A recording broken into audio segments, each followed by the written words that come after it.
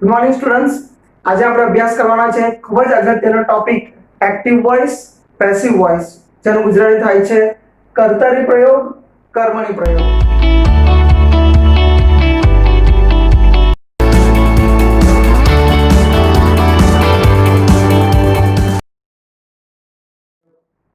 આજે જે અભ્યાસ કરવાનો છે આ ટોપિક ગ્રામરની દ્રષ્ટિએ બહુ જ મહત્વનો છે અને તેમાં બી ધોરણ 9, 10, 11 અને 12 હવે તો બધા જ ધોરણમાં નવી પેપર સ્ટાઇલ પ્રમાણે બધા જ ધોરણમાં એક્ટિવ નું પેસિવ અથવા પેસિવ નું એક્ટિવ પૂછાય છે ધોરણ 9, 10, 11, 12 માં. એટલે એક્ઝામની દ્રષ્ટિએ પણ આ ટોપિક બહુ જ મહત્વનો છે, એટલે ખાસ ધ્યાન આપજો. Active voice, passive voice. તો સૌથી પહેલા આપણે એ જોઈએ કે એક્ટિવ વોઇસ અને પેસિવ વોઇસ નો અર્થ શું થાય છે. તો એક્ટિવ વોઇસ એટલે શું? કર્તરી પ્રયોગ. અને પેસિવ વોઇસ એટલે કર્મણી પ્રયોગ. और કર્તરી પ્રયોગ એટલે શું? તો કર્તરી પ્રયોગ એટલે જેમાં કર્તા આગળ હોય, કર્તા પ્રધાન વાક્ય હોય અથવા તો વાક્યમાં કર્તાને મહત્વ આપેલું હોય તેવા વાક્યને કર્તરી પ્રયોગ કહેવામાં આવે છે. અને કર્મણી વાક્ય એટલે શું? પેસિવ વોઇસ એટલે શું? તો જે વાક્યમાં કર્મ આગળ હોય એટલે કે કર્મ પ્રધાન વાક્ય હોય અથવા તો કર્મને વધારે મહત્વ આપેલું હોય તો તેને આપણે કર્મણી પ્રયોગ અથવા પેસિવ વોઇસ કહેવામાં આવે છે. હા, ની સમજ પડી? જો ફરીથી એક વાક્ય દ્વારા સમજાવું. દાખલા તરીકે હું એક વાક્ય બોલું છું, એક્ટિવ વોઇસમાં બોલું, ગુજરાતીમાં બોલું. હું પુસ્તક વાંચું છું. બરાબર છે? અહીંયા હું આગળ છે, કર્તા તરીકે કર્તા આગળ છે, હું આગળ છે, એટલે એને કર્તરી પ્રયોગ કહેવાય. હું પુસ્તક વાંચું છું, એક્ટિવ વોઇસ. ચાલો હવે એને હું બીજી રીતે બોલું છું. જોજો, હું પુસ્તક વાંચું છું એને બદલે પુસ્તક મારા દ્વારા વંચાય છે. પુસ્તક મારા દ્વારા. તો આ વખતે શું થયું? પુસ્તક આગળ છે, કર્મ આગળ છે. પુસ્તક એ કર્મ છે, બરાબર છે? કર્મ આગળ છે એટલે કર્મ પ્રધાન વાક્ય થયું. તો કર્મણી વાક્ય થયું એટલે એને પેસિવ વાક્ય કહેવાય છે. આ સિમ્પલ ગુજરાતીમાં આપણે અન્ડરસ્ટેન્ડ કરી, બરાબર છે? હજુ હવે આ જ વસ્તુ આપણે અંગ્રેજીમાં કરીએ છીએ. એક્ટિવ નું પેસિવ અથવા પેસિવ નું એક્ટિવ કરીએ છીએ એટલે એને કહેવાય એક્ટિવ વોઇસ, પેસિવ વોઇસ. એક અંગ્રેજી ઇંગ્લિશ વાક્ય દ્વારા આપણે જોઈએ. દાખલા તરીકે એક સિમ્પલ સેન્ટેન્સ લઈએ. શીખવા પહેલા જ હું ડાયરેક્ટ ઉદાહરણ લઉં છું એટલે કદાચ વધારે સારી રીતે સમજાય. દર્શન, એક વાક્ય છે કે દર્શન ક્રિકેટ રમે છે. બરાબર છે? દર્શન ક્રિકેટ રમે છે. તો દર્શન આગળ છે એટલે એક્ટિવ વોઇસ છે. હવે એનું પેસિવ કરવું હોય તો ક્રિકેટને આગળ કરવું પડે અને દર્શનને પાછળ. બરાબર છે? એટલે ક્રિકેટ દર્શન દ્વારા રમાય છે. તો આ વાક્ય જોઈએ કે દર્શન પ્લેઝ ક્રિકેટ. દર્શન પ્લેઝ ક્રિકેટ એટલે કે દર્શન ક્રિકેટ રમે છે. સિમ્પલ ખબર પડી ગઈ. હવે તો આપણને ખબર પડી ગઈ કે આ એક્ટિવ વોઇસ છે કારણ કે કર્તા આગળ છે, કર્તા પ્રધાન વાક્ય છે એટલે એક્ટિવ વોઇસ છે કે દર્શન પ્લેઝ ક્રિકેટ. હવે આ એક્ટિવ વોઇસ છે તો આનું પેસિવ થાય, બરાબર છે? તો આનું પેસિવ કરવું હોય તો કર્મને આગળ લઈ જાવ તો કર્મ કયું છે? ક્રિકેટ. હવે કર્મ કેવી રીતે શોધવાનું તે આપણે પછી ચર્ચા કરીએ છીએ. તો ક્રિકેટ આગળ જશે અને કર્તા પાછળ જશે કારણ કે પેસિવ વોઇસ કરવાના ને. તો કર્મ આગળ, કર્તાને પાછળ લઈ જાઓ. બરાબર? જો અત્યારે જો મેં શીખવ્યું નથી, હું ડાયરેક્ટ બનાવું છું એટલે અત્યારે ધીરજ રાખજો કે દર્શન પ્લેઝ ક્રિકેટ. તો ક્રિકેટ આગળ જશે, દર્શન પાછળ જશે. બરાબર છે? તો હું આ રીતે બનાવીશ. ક્રિકેટ ઇઝ પ્લેડ બાય દર્શન. આ થઈ ગયું, આ હતું એક્ટિવ અને આ થશે પેસિવ કે ક્રિકેટ ઇઝ પ્લેડ બાય દર્શન. તો આ મેં કયા નિયમોના આધારે કર્યું એક્ટિવ નું પેસિવ? બસ તો એ જ નિયમ આપણે શીખવાના છે આજે. બરાબર છે? આજે આપણે વાક્યો અને વિધાન વાક્ય જ શીખીશું. પછી ધીમે ધીમે નકાર અને પ્રશ્નાર્થ શીખીશું બીજા ભાગમાં અને ત્યારબાદ ફકરા પર જઈશું કારણ કે એક્ઝામમાં તમારે ધોરણ 9, 10, 11, 12 માં ફકરા પૂછાય છે નાના મોટા. તો એ ફકરાઓનું એક્ટિવ નું પેસિવ કરવાનું હોય છે. પણ પહેલા આપણે વાક્યો શીખ્યા અને તેમાં બી આજે ફક્ત વિધાન વાક્ય જ શીખીશું. બરાબર છે? તો સમજ પડી ગઈ. હવે આપણે એક્ટિવ નું પેસિવ કયા નિયમોના આધારે કર્યું તો એ પહેલા નિયમ જાણી લો અને પછી આપણે બહુ બધા એક્ઝામ્પલ કરીશું એટલે એક્ટિવ પેસિવમાં તમને ચોક્કસ ખબર પડી જશે. તો જોઈએ આપણે નિયમો શું છે. તો આ મેં જે કર્યું કે દર્શન પ્લેઝ ક્રિકેટ, તો એનું પેસિવ થશે, આપણે ભલે નથી સમજ પડતી, એનું પેસિવ થશે ક્રિકેટ ઇઝ પ્લેડ બાય દર્શન. આ કેવી રીતે કર્યું? શું નિયમ છે એના? તો જોઈ લો. બે જ નિયમ છે ખાલી. જો આટલા નિયમમાં બરાબર ધ્યાન આપશો તો બરાબર ખ્યાલ આવી જશે. બીજું કે વિધાન જો ખ્યાલ આવી ગયા તમને તો પ્રસ્થાન ને ફકરા ને બધા આવડી જશે, એમાં ચિંતા નહીં કરતા. ચાલો તો જોઈએ બે જ નિયમ છે. એ નિયમ કયા છે? તો સૌથી પહેલા નિયમ નંબર 1, કર્મને આગળ લઈ જાઓ અને કર્તાને બાય લગાડી પાછળ લઈ આવો. એ જ કર્યું આપણે. કર્મને આગળ લઈ જાઓ, કર્તાને બાય લગાડીને પાછળ, એટલે કે ક્રિકેટ આગળ ગયું, બાય દર્શન પાછળ આવ્યું. બરાબર છે? ક્રિકેટ આગળ, બાય દર્શન પાછળ આવ્યું. હવે અહીંયા બીજો એક નિયમ છે કે કર્મ વિભક્તિ, એટલે કે કર્તા તરીકે આમાં તો દર્શન હતું એટલે બાય દર્શન થઈ ગયું, પણ કર્તા તરીકે જો આવા સર્વનામ હોય તો એને માટે આ નિયમ છે કે દર્શન પાછળ ગયો તો બાય દર્શન કર્યું, પણ આઈ હોય તો આઈ જો આગળ હોય તો એનું કર્મ વિભક્તિનું રૂપ મૂકવું. એટલે આઈ હોય તો બાય મી, વી હોય તો બાય અસ, યુ હોય તો બાય યુ, હી હોય તો બાય હિમ, શી હોય તો બાય હર, ઈટ હોય તો બાય ઈટ, દે હોય તો બાય ધેમ.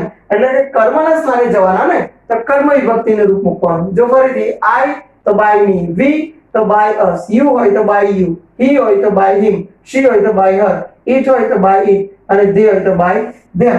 એટલે આ રીત થશે. ક્રિકેટ આગળ, બાય દર્શન પાછળ. આટલું થયું. ક્રિકેટ આગળ, બાય દર્શન પાછળ. ચાલો હવે બાકી કોણ રહ્યું? પ્લેસ, ક્રિયાપદ. તો ક્રિયાપદનું શું કરવાનું? જો કર્મને આગળ લઈ જાઓ, કર્તાને બાય લગાડીને પાછળ લઈ જાઓ, એટલું તો કહી દઉં કે ક્રિકેટ આગળ, બાય દર્શન પાછળ. હવે ક્રિયાપદનું શું કરવાનું છે?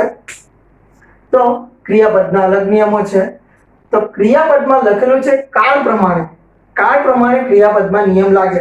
એનો અર્થ એ થયો કે એક્ટિવ નું પેસિવ જો તમારે શીખવું હોય તો બધા કાળનું નોલેજ બરાબર હોવું જોઈએ. તમને એકદમ પાક્કું નોલેજ હોવું જોઈએ તો જ તમે એક્ટિવ નું પેસિવ કરી શકો. કે સાદા વર્તમાનકાળની રચના કેવી આવે, સાદા ભૂતકાળની રચના કેવી આવે, વાક્ય કયા કાળમાં છે તે જો તમને ખબર પડે તો જ તમને આવડશે. તો જોઈએ કે ક્રિયાપદના નિયમ શું છે. વાક્ય જો સાદા વર્તમાનકાળમાં હોય તો એનું પેસિવ કરો ત્યારે શું કરવાનું? એમ ઇઝ આર વત્તા ત્રીજું રૂપ. સાદા વર્તમાનકાળમાં હોય તો એમ ઇઝ આર વત્તા ત્રીજું રૂપ.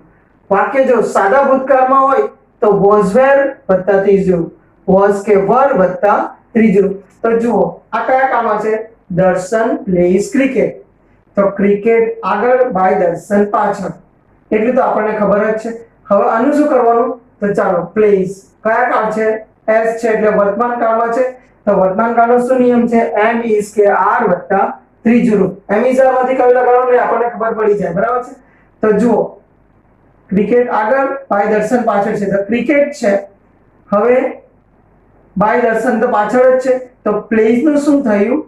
તો ક્રિકેટ ઇઝ પ્લેડ. કારણ કે એમ ઇઝ આર વત્તા ત્રીજું રૂપ, પાસ્ટ પાર્ટિસિપલ રૂપ. તો પ્લેસ નું પાસ્ટ પાર્ટિસિપલ રૂપ શું થયું? Play, played, played. એટલે કે પ્લે નું ત્રીજું રૂપ પણ આપણને ખબર હોવું જોઈએ. તો ક્રિકેટ ઇઝ પ્લેડ બાય દર્શન. બરાબર? જુઓ દર્શન પ્લેસ ક્રિકેટ. તો ક્રિકેટ આગળ જાય, બાય દર્શન પાછળ જાય. એ તો પહેલા નિયમ પ્રમાણે આપણે કર્યું છે. હવે ખાલી આ જ બાકી છે. તો સૌથી પહેલા એ જુઓ કે આ કયા કાળમાં છે? તો વર્તમાન કાળમાં છે. વર્તમાન કાળ એટલે એમ ઇઝ આર વત્તા ત્રીજું રૂપ.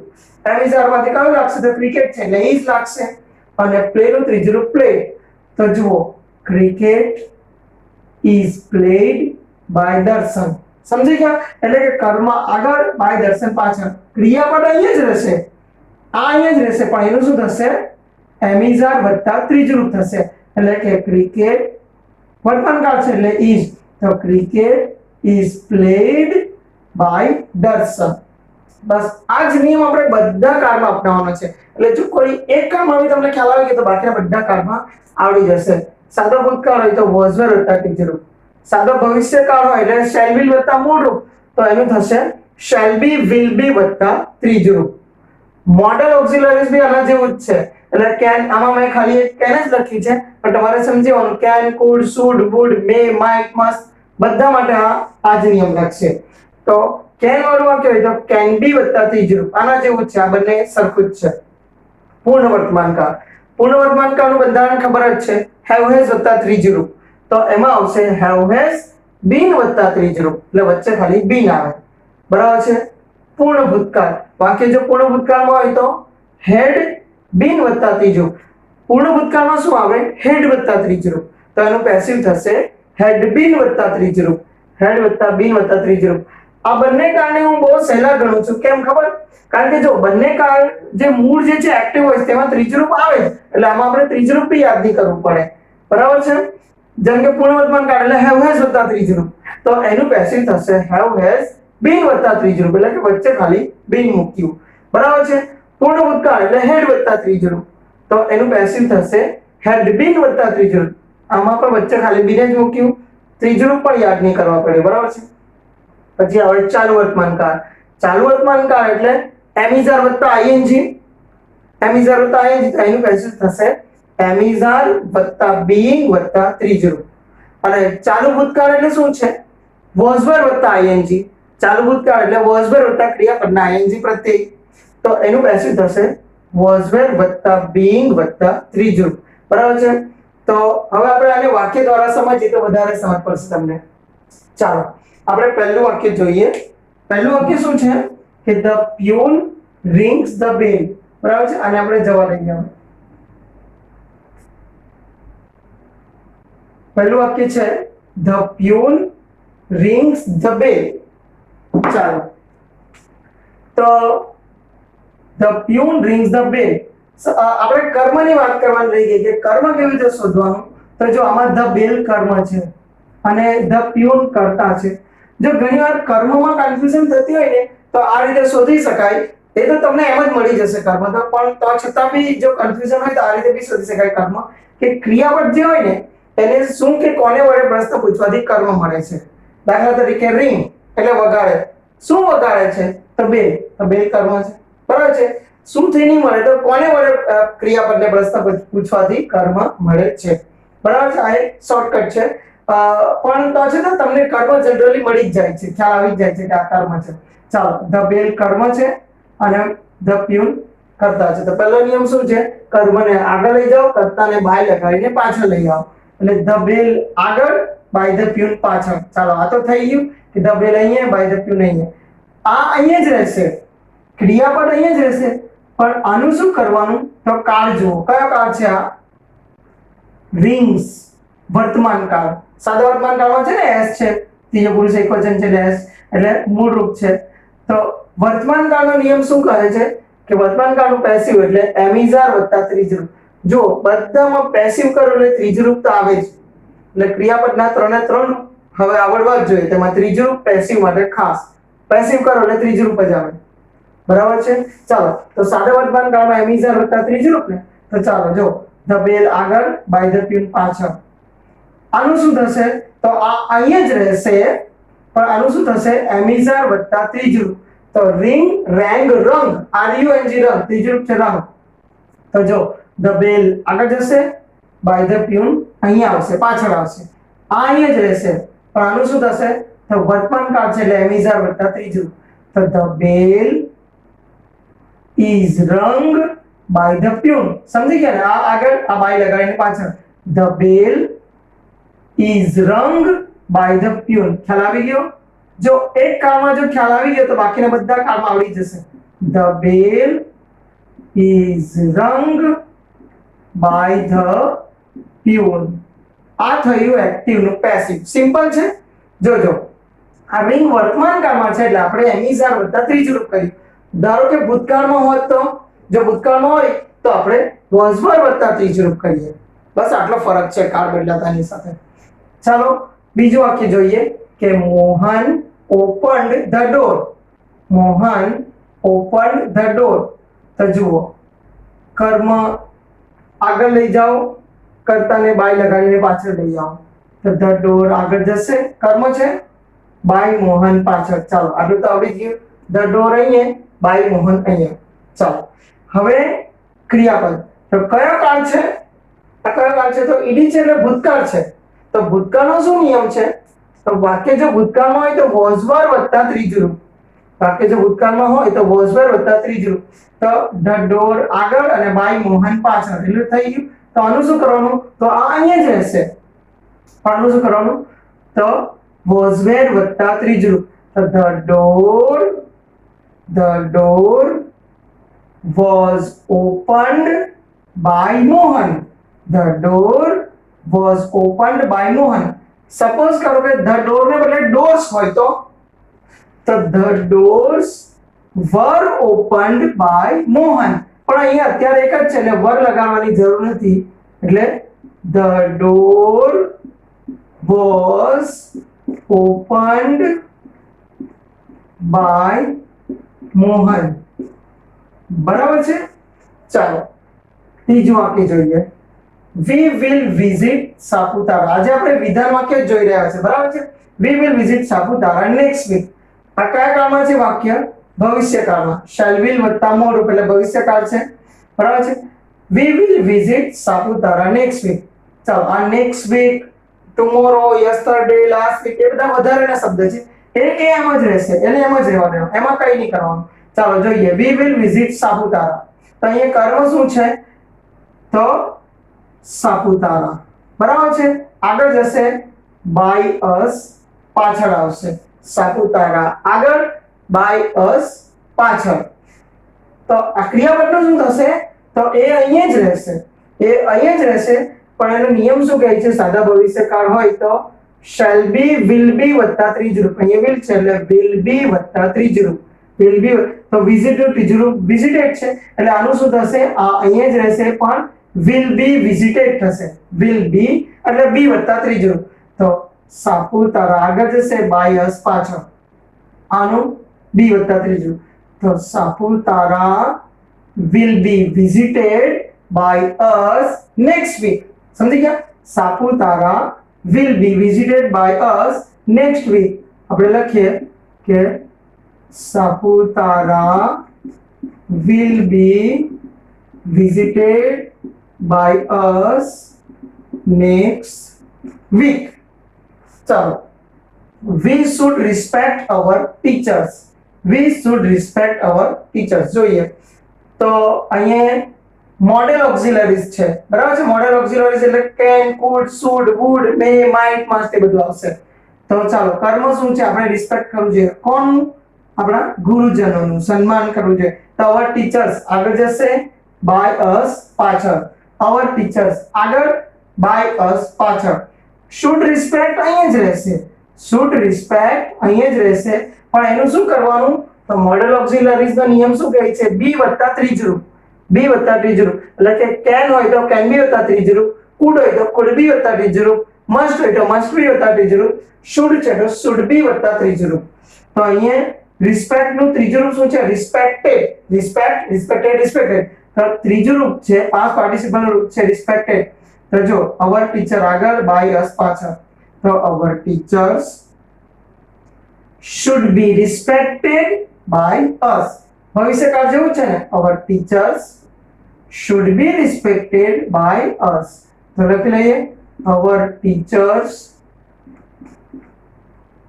should be respected by us. ચાલો. She has completed this project. She has completed this project. તો કર્મ શું છે? this project. બરાબર છે. અને કર્તા છે she. તો હવે જોજો she હોય તો શું થશે? by her. અને this project આગળ જશે. જોજો this project આગળ જશે, કર્મ આગળ જશે અને she પાછળ આવશે, પણ એનું કર્મ વિભક્તિ by her. અને આ ક્રિયાપદ ક્યાં રહેશે? એ અહીંયા જ રહેશે, પણ આ કયો કાળ છે? તો પૂર્ણ વર્તમાન કાળ. તો પૂર્ણ વર્તમાન કાળનો નિયમ શું છે? have has વત્તા ત્રીજું રૂપ હોય તો શું કરવાનું? have has વત્તા been વત્તા ત્રીજું રૂપ. ફરીથી કહું છું, પૂર્ણ વર્તમાન કાળ અને પૂર્ણ ભૂતકાળ બહુ જ સહેલા છે. ત્રીજું રૂપ યાદ નહીં કરવું પડે, કારણ કે વચ્ચે ખાલી બી ને જ મૂકવાનું, ત્રીજું રૂપ તો આવે જ છે એમાં. તો જો this project આગળ by her પાછળ, એટલે આ અહીંયા જશે by her થઈને અહીંયા આવશે, અહીંયા જ રહેશે, પણ શું કરવાનું? has completed નું has been completed. તો this project has been completed by her. This project has been completed by her. ખ્યાલ આવી ગયો? This project has been completed by her. They had won the match. They had won the match. ચાલો આ કયા કાળમાં છે? પૂર્ણ ભૂતકાળમાં. તો જો અહીંયા કર્મ શું છે મેચ, ધ મેચ આગળ જશે અને બાય ધેમ પાછળ આવશે, ધ મેચ આગળ બાય ધેમ પાછળ, અને આ હેડ વત્તા ત્રીજું રૂપ એટલે પૂર્ણ ભૂતકાળ, તો પૂર્ણ ભૂતકાળ એટલે શું થશે હેડ વત્તા ત્રીજું રૂપ હોય તો હેડ બીન વત્તા ત્રીજું રૂપ, બરાબર, હેડ બીન પ્લસ પાસ્ટ પાર્ટિસિપલ રૂપ, તો ચાલો ધ મેચ આગળ બાય ધેમ પાછળ, અને હેડ વન નું હેડ બીન વોન, હેડ વન નું તો the match had been won, won નું ત્રીજું રૂપ won જ છે, had been won by them, they પાછળ જાય એટલે by them થઈ જાય નિયમ પ્રમાણે, તો the match આગળ અને they પાછળ આવે એટલે by them થઈ જશે, આ અહીં જ રહેશે પણ had been વત્તા ત્રીજું રૂપ, તો the match had been won by them, જોજો કે the match had been won by them. ચાલો આજે આપણે બહુ બધા કાર્ય એક સાથે જોઈ રહ્યા છે એટલે કદાચ થોડી કન્ફ્યુઝન થાય તો બરાબર ધ્યાન આપવાની કોશિશ કરજો. Rita is writing a letter. ચાલો ચાલુ વર્તમાન કાળ અને ચાલુ ભૂતકાળ ધોરણ 9-10 માં એનું પેસિવ ઓછું અગત્યનું છે, 11-12 માં એનું પેસિવ વધારે અગત્યનું છે, છતાં કોઈકવાર 10મા ધોરણમાં જોવા મળે છે એટલે જોઈ લઈએ આપણે. Rita is writing a letter. ચાલો તો ચાલુ વર્તમાન કાળનું પેસિવ શું છે એમિઝાર વત્તા બીઇંગ વત્તા ત્રીજું રૂપ, એમિઝાર બીઇંગ પાસ્ટ પાર્ટિસિપલ, તો Rita is writing a letter, તો કર્મ શું છે અ લેટર આગળ જશે અને બાય રીટા પાછળ અહીંયા આવશે, અ લેટર અહીંયા બાય રીટા અહીંયા આવશે, ક્રિયાપદ અહીંયા જ રહેશે, તો એનું શું કરવાનું તો એમિઝાર વત્તા બીઇંગ વત્તા ત્રીજું રૂપ, એમિઝાર માંથી કયું લેવાનું તે આપણને ખબર હશે બરાબર છે. ચાલો તો અ લેટર આગળ બાય રીટા પાછળ, તો a letter આગળ અને બાય રીટા અહીં આવશે, a letter is being written, right નું ત્રીજું રૂપ રિટન છે, રાઈટ રોટ રિટન, તો એમિઝાર being ત્રીજું રૂપ, તો a letter is being written by Rita, a letter is being written by Rita, બરાબર છે. ચાલો બીજો કાળ ચાલુ ભૂતકાળ સેમ એના જેવો જ છે, ચાલુ ભૂતકાળ એટલે was were ing, તો એનું પેસિવ થશે was were વત્તા being વત્તા ત્રીજું રૂપ, was were વત્તા being વત્તા ત્રીજું રૂપ. તો જોઈએ the teacher was checking our homework, તો અહીંયા કર્મ શું છે our homework, our homework આગળ જશે અને by the teacher પાછળ જશે, our homework આગળ by the teacher પાછળ. હવે આ ક્રિયાપદ અહીંયા જ રહેશે પણ આનું શું કરવાનું તો was were વત્તા ing હોય એટલે ચાલુ ભૂતકાળ હોય તો એનું પેસિવ શું છે was were વત્તા being વત્તા ત્રીજું રૂપ, being પ્લસ પાસ્ટ પાર્ટિસિપલ, તો check checked checked ત્રીજું રૂપ છે checked, તો જોજો our homework આગળ by the teacher અહીંયા પાછળ, અહીંયા જ રહેશે પણ was were being અને checked, તો જોજો our homework was being checked by the teacher. શું થયું our homework was being checked by the teacher, બરાબર છે. our homework was being being અને ત્રીજું રૂપ છે checked by the teacher. તો આજના માટે આટલું જ છે. આજે આપણે બધા કાર્ડના એક એક એક્ઝામ્પલ જોઈ ગયા. મારા ખ્યાલથી આજના પીરિયડમાં એક્ટિવ પેસિવ વિશે બેઝિક કોન્સેપ્ટ લગભગ બધાનો ક્લિયર થઈ જ ગયો હશે, બરાબર છે. હજુ આપણે નેક્સ્ટ પીરિયડમાં વધારે વિધાન વાક્યો નકાર પ્રશ્ન વાક્યની પ્રેક્ટિસ પણ કરવાની જ છે, પેરેગ્રાફ પર પણ જઈશું, પેરેગ્રાફની પ્રેક્ટિસ પણ કરીશું, બરાબર છે. તો ફરી મળીશું આપણે નેક્સ્ટ પીરિયડમાં અને આ ટોપિક ઉપર એક્ટિવ પેસિવ વોઇસ ઉપર આગળ ચર્ચા કરીશું. તો ત્યાં સુધી good bye and thank you.